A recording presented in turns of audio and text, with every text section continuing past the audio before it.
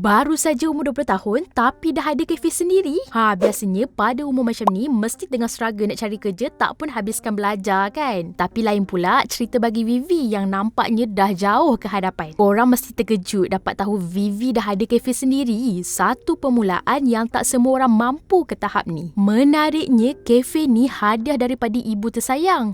Bukan sekadar pemberian biasa tapi tanda kepercayaan dan sokongan terhadap impiannya nak menceburi bidang perniagaan. Kalau korang selalu naik atau turun dekat LRT Kampung Baru, mesti familiar kan dengan Milko Cafe? Itulah kafe milik Vivi. Jom kita tengok apa yang best.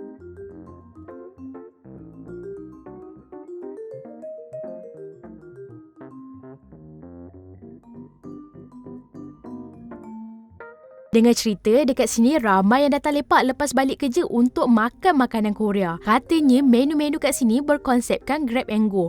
Makan ringan-ringan tapi kenyang. Inilah antara makanan yang popular kat sini. Samyang fried chicken, chicken tender, garlic rice fried chicken. Pop nana dan waffle ni pun boleh tahan sedap tau.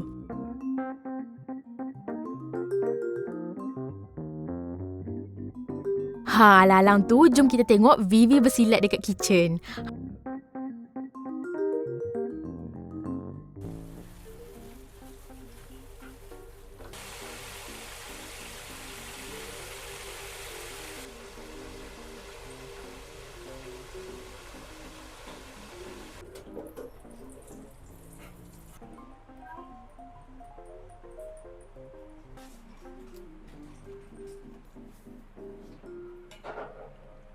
Selalunya biasanya kita nasi garlic. Dekat sini sambutan okey sebab kita dekat dengan public transport and then student akan datang selalu lepak dekat sini lah. Peak hour dekat cafe kita ni paling busy dalam lunch hour and then time orang balik kerja. Cabaran saya rasa sebab saya student lagi, masih student and then saya handle cafe ni sambil study lah. Umur saya baru 21 tahun. Family saya yang bagi kafe ni and then family saya duduk jauh. Saya yang handle semua.